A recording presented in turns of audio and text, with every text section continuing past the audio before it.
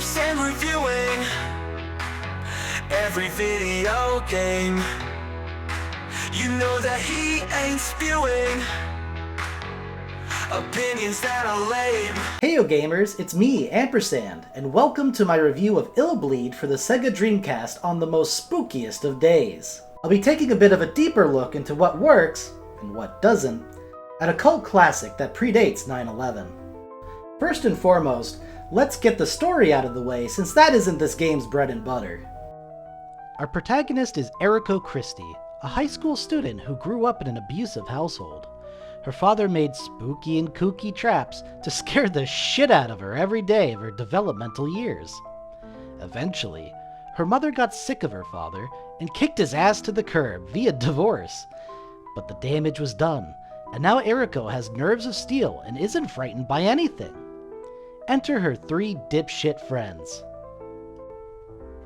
They come packing with some tickets to a new spooky amusement park where if you survive all the attractions, you get 100 million smackers. Seems easy, right? How bad could a haunted playland be? These are Eriko's thoughts, and because of her past, she isn't especially interested in scary things anymore and thinks it's a scam and passes. However, days go by, and her friends are nowhere to be seen. For the sake of her friends, Eriko finally goes to illbleed. This is where the game starts proper, and there are a number of things to note. You begin in an overworld hub. There's a hospital, an item shop, a place to save, a bank, level select zone, and a tutorial section. In the hospital, you can do one of 3 things. You can heal yourself, revive dead people, and you can upgrade various stats to strengthen your character. These strengths come in the form of bleed resistance or how much adrenaline a character loses when doing special actions. The item store is just that, a store to buy items. You can buy these items before a mission to bring them in with you, and they can restore health, adrenaline, or even lower your heart rate if you start panicking. The safe place? That's where you save your game, duh! That leaves the bank. If you know what the bank does, you know more than me, because I never used that shit. Be tough. Skip the bank. The tutorial area is bare bones, and honestly not very helpful to actually playing the game. I'd suggest reading the manual to supplement your experience. If you don't have access to a manual, keep in mind that merely walking around without being careful can spell your doom. Next, there are the levels. There are 6 levels in total, with a final boss stage to cap it all off. There's plenty I want to say about the levels, but for your sake, not mine, I'm going to be a little vague about them in general, and not show anything that might spoil the highlights of them. They are mostly fantastic, and some of them even hold some of my absolute favorite moments in gaming now. So, let's enter the first stage of the game and start talking about how the game works. You begin in a haunted hotel, and you have to find and overcome a grieving father who lost his son. He has been mutated into a hideous monster because of burn injuries. It's silly, and that's going to be an ongoing motif of this game. Pure absurdity. Unless you did the tutorial and learned the absolute basics, you will have a bad time, because you start each level with 0 equipment and only the healing items you may have bought from the store. This means you'll have no real way to interact with the game, and if you just run around willy-nilly, you will eventually succumb to all the traps in the stage. It's essentially unbeatable, and that's a little unforgiving. What you're supposed to know is that there's a horror monitor hidden in every stage that you have to find before you charge headlong into the attraction. This lets you mark traps and nullify them, allowing you to proceed unharmed. However, not everything your horror monitor locks onto is a trap, and it costs adrenaline to use.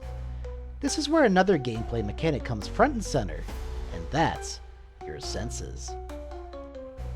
That's right, you have sight, smell, hearing, and ESP to go off of. ESP lets you know if items or monsters are nearby. The other senses are just for detecting different kinds of traps, and sort of hint as to where they might be. For instance, if your sense of smell is tingling, you might want to look at an air vent for a trap over a kitchen knife on a counter, because gas could come out of it. The kitchen knife is most likely harmless and would just waste adrenaline if you highlight it. The other thing that lets you narrow down where a trap could be is the strength of the sense detector's wavelength. The more sharp ups and downs on your wave, the closer you are to what you are sensing. I mentioned that monsters can appear, and this is one of the weaker areas of the game. The combat is incredibly simple, stiff, and not super fun. You can attack the enemy, you can sidestep, which admittedly has a pretty forgiving amount of invincibility frames, and that's it! You can't use items in combat. The only other option you have is to run if it gets too much for you. By standing on a helipad on the ground, a small helicopter will slowly lower a ladder to you if you hail it long enough, and it takes you out of combat. The fuck? There's no EXP or gold to gain from defeating enemies, just a little boost of adrenaline. So if you're super low on that, it might be worth fighting them, but for the most part, I'd suggest being a pussy no-balls bitch and running as much as possible. The combat is far too stilted to bother with for the most part, although getting good at it is nice for fighting bosses and monsters you can't escape from. So maybe some practice is useful. So, with only your wits, senses, and horror monitor, you have to successfully navigate the first level, but I wouldn't get too reliant on these as a primary gameplay loop. The levels vary, and have interesting gimmicks that continue to keep you on your toes. Another thing I should say is, if you have a visceral reaction to the traps going off, from you making a mistake by not marking it, you're not going to have the world's greatest time. I would really suggest anyone who plays to take things in stride and admire some of the more creative, interesting, or funny traps, and have a little laugh at your own expense now and then. Ha ha ha! So, what else is there to this game? Honestly, not too much. The graphics are pretty good for the Dreamcast, but not mind-blowing, and the art direction can simultaneously be pretty bland or pretty interesting, depending on what the game decides to throw at you. The music is suitably creepy and does its best to keep the atmosphere haunting, even when stupid shit like this happens. I'd say the biggest draw to this game is just how surreal and over-the-top silly it can get at times, and how creative certain traps and bosses can be. You have to stick with somewhat janky controls to get to the good stuff, but to the patient and skilled come the rewards this game has to offer. Speaking of rewards, once you go into the final boss room and pulverize them, you're presented with New Game Plus. Essentially, you get to play the game again with all your upgrades intact, and you get an opportunity for a true ending. This is completely counterintuitive to how you probably played the game your first run. It's difficult to figure out, but if your main character starts showing off some major skin, you know you're on the right path. Keep it up! Overall, it's a flawed game, where the experience as a whole has to outweigh some sloppy controls and boring combat. I personally don't mind a game that is challenging to play, as long as I don't feel my time is being wasted. And at the end of my playthrough, I felt very satisfied with what it had to offer. Some of the funniest moments in gaming history happen here in illbleed, and if you're too much of a coward to overcome some jank, you'll never see them. And I pity you. I really do. So don't be a dumb bitch and go out and play some illbleed today. Have a happy Halloween, gamers.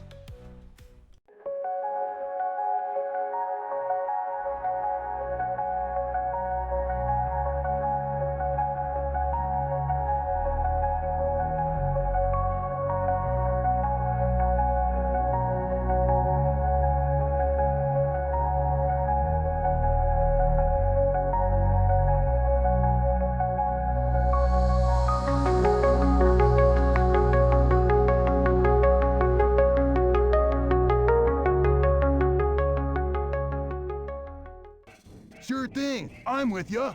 Whoa, whoa, whoa, whoa, whoa, whoa, whoa, whoa, whoa, whoa.